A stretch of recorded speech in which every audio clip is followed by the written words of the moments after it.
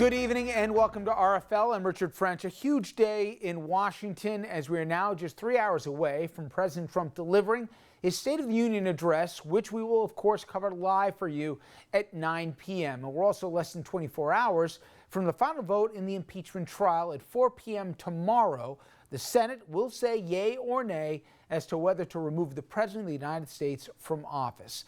It will be in all likelihood anticlimactic. As we already know, there's practically zero chance the 20 Republicans will join all the Democrats to have a GOP president booted from the White House. But for tonight, the focus from the Senate shifts to the House of Representatives, where the president will be delivering his speech. And think of the optics. Right behind him, he will have Speaker Pelosi. And right in the audience in front of his eye line will be obviously Adam Schiff, the House manager, bringing the impeachment against him. So we'll be having a lot of reaction. We'll talk to lawmakers both in the Senate and the House over the course of this hour. We'll also hear from lawmakers who made those impassioned pleas from the floor today as to whether or not the president deserves impeachment. That'll all come up this hour. Plus, we want to make you a big part of this program. We'll distinguish this hour, your take. And the phone lines are open right now. You can see on your screen the toll-free number, 888-766-2428. And here's the question that we pose to you.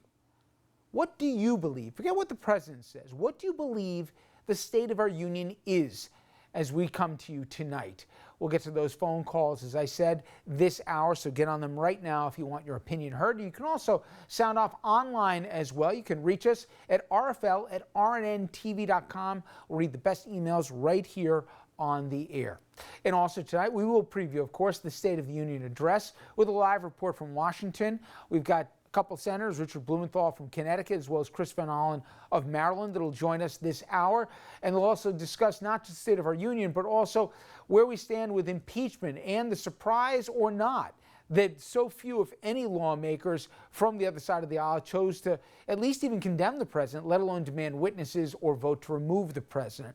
And of course, this is all in the backdrop of the 2020 presidential election here, the latest batch of polls.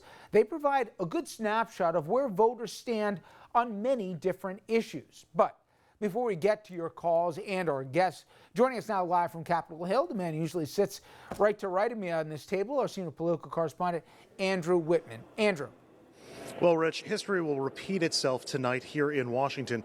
21 years ago, a different president of the United States gave the State of the Union address while in the middle of an impeachment trial. Now, on that night in 1999, Bill Clinton never mentioned impeachment, and most people here in official Washington don't think that Donald Trump will do that either tonight.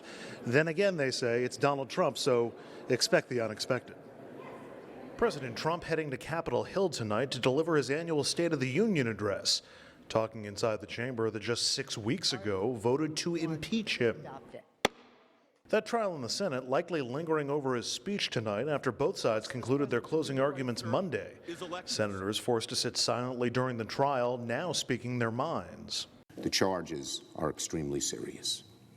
To interfere in an election, to blackmail a foreign country, to interfere in our elections, gets at the very core of what our democracy is about. The GOP's majority leader announcing he'll vote to acquit by rejecting the 2 articles of impeachment. The framers gave our nation an ultimate tool for evaluating presidents' character and policy decisions. They're called elections. Even as other Republicans offer rare rebukes of the president. It's probably something that I wouldn't have done. I think it's not something that should have been done. The president's behavior was shameful and wrong. Seemingly little interest in a new proposal offered by moderate Democratic Senator Joe Manchin.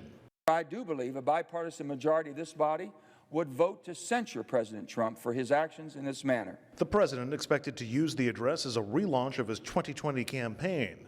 And one thing we're told not to expect. I've seen the speech, but I've not seen the word impeachment. Now, we've spoken with a number of Democratic representatives and senators throughout the course of the day. We'll hear from some of them through the course of this hour. Two things they almost all had in common. One, they all stand by the decision to impeach, saying that it was a necessity that had to be done. Second of all, everybody I've spoken with is anxious to move back to the issues that were dominant through the 2018 campaign, things like health care and other household issues, pocketbook issues, taxes and property taxes. A lot of Democrats I spoke with today want to bring up those issues again because there was such an advantage to them in the 2018 midterms. So it seems as though there's a sense of trying to turn the page, at the very least, from impeachment back to that. That is the latest from here in Washington. Rich, let's send it back to you in the studio. All right, Andrew, and I'm going to come back to you in just a few minutes. I know you have Congressman Himes who's going to be joining you in just a moment, a major player in the House as it relates to the impeachment, obviously. But let's go to some of the phone lines, and let's start off with Ted. Ted's calling us from outside of Philly. And again, the question we're asking all of you at home is, the president's going to tell us at 9 o'clock the State of the Union. I'm sure he's going to say that it's going gangbusters and everything's terrific. He'll point to the economy. Certainly the job numbers are good. You look at the stock market, the indexes are terrific. But how are we doing as a country? How divided are we? How concerned are you with the ramping up of not just the rhetoric, but the division in this country and more? Let's see what Ted's got to say. Ted, start us off.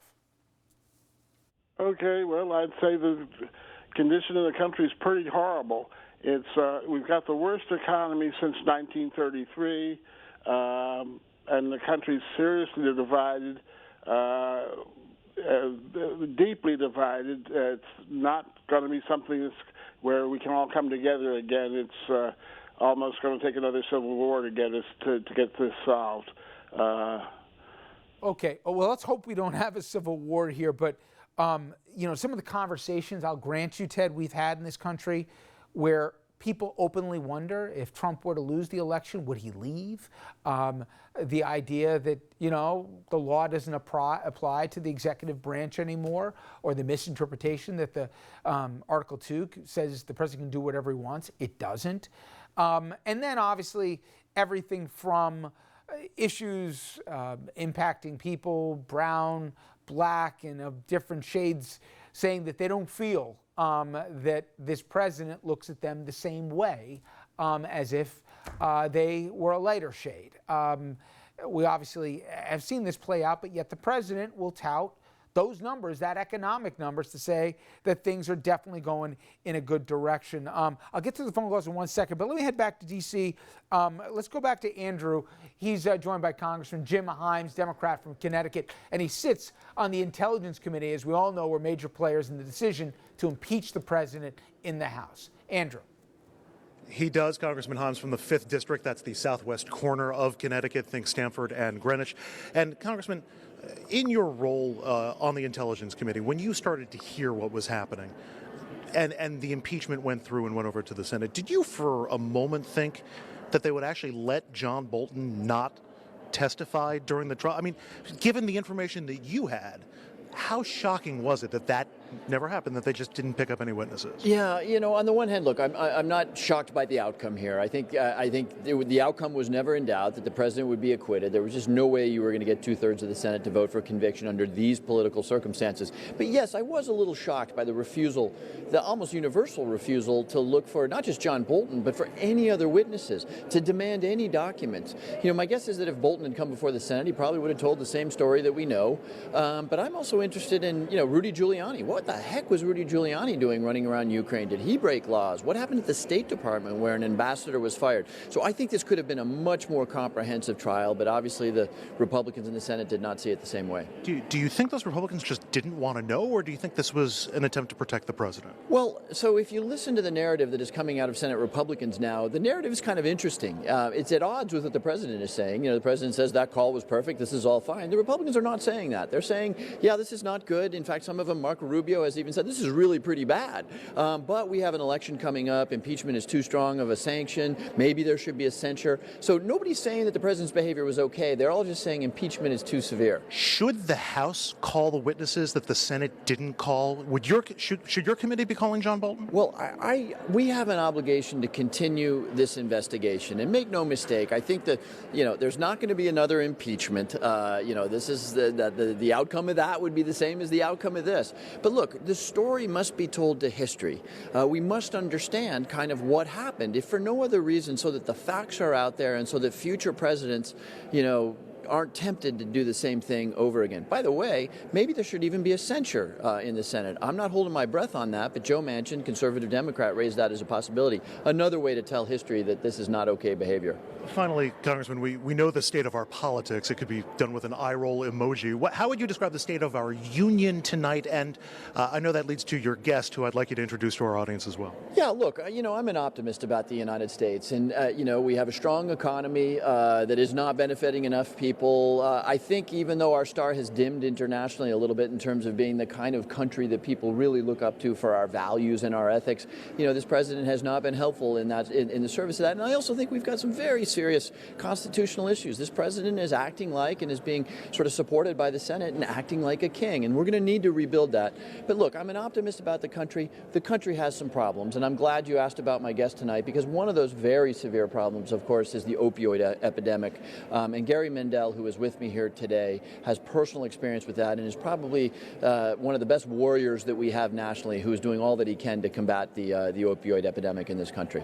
And thank you for doing that, sir, and thank you for being a part of this tonight. Thank you for having me. And as Jim said, it is one of the biggest issues in this country, and it's not getting much worse. I mean, numbers did level off, but still 7 times the number of people died last year of an opioid overdose than 20 years ago. 7 times. That's 50,000 families that were in a cemetery in 2019 burying a child or a loved one. Hopefully we can get some bipartisan support to work on that. Congressman, thank you very much, sir. Thank you. Rich, let's send it back to you in the studio.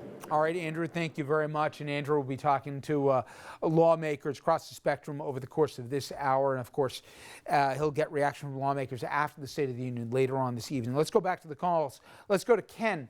Ken's calling us in Bronxville. Ken, thank you for holding. What is the state of our union? The president is from, or lives. Yeah, and, he said addiction was going to be the first thing he's going to cover. He never touched it, right? There was, thanks, Ken, on the subject of addiction, the president, he said he was going to really combat it, but then when it came into dealing with prescription controls, then all of a sudden things got a little sticky. The president didn't really want to regulate big pharma when it was said and done. They're a major lobbying power on the Hill. Listen, this is a bipartisan challenge that they have in front of them, but the president's also cut funding here that could have dealt with a lot of the addictions that we're seeing. He's basically punted it to the states. If he wanted to make it a priority, could have funded. He funded a lot of other things, talked about the wall, et cetera, but he hasn't put the money in terms of the federal government and the resources. He's left it really to the states and the local municipalities instead. Let's go to William. William's calling us from Long Island. William, you're on the line. Hello? Go ahead, William. Yeah, hi. What do you want me to do next? I want you to answer our question. What is the state of our union? Oh, I thought you already asked me, and what I answered was, I think the mental patients have taken over the hospital. Between the majority in the Senate, who just won't listen to logic, and the 2020 elections that are poised to give Donald Trump another 4 years, the mental patients have taken over the hospital. I will tell you, I've been doing this for longer than I care to admit. I have covered stories I never thought in my lifetime I would cover that aren't because of rogue elements or incompetence at lower levels of an administration or a particular agency. They're coming from the president's Twitter account. And if you think about the various unprecedented moments that we've dealt with, where literally the president says, don't believe anything you read or see unless it comes from me. We, meaning media, is the enemy. Certain people, if you Americans, but you live on an island in Puerto Rico, you had it coming in effect. The million stories that we know that go into, plus the 16,000+ documented lies. We are in many ways unprecedented territory, and as we saw play out with the impeachment, at least some of us were surprised by those guardrails that we thought that would contain an executive power that's going off the rails, and that didn't happen, or at least it went along party lines and it wasn't a bipartisan concern. So when I ask you this question tonight, and remember, we got our friends in control room that are screening your calls, and then once I put you live in the air, you're live in the air, so make sure the volume on your TV is down. That's really what I'm trying to get from you is, listen, economy, I know our first caller, Ted, said it was the worst since 1930. That's not true. The economy's doing pretty good. The jobless numbers are great, and also, moreover, you look at the stock market, if you have a 401k, it's been a good 4-year stretch. I can debate with you that I don't know what exactly he did to make it good. I know we've had $1 trillion deficit in the last year, but you know what? The economy is strong. Equal for everyone, not even close.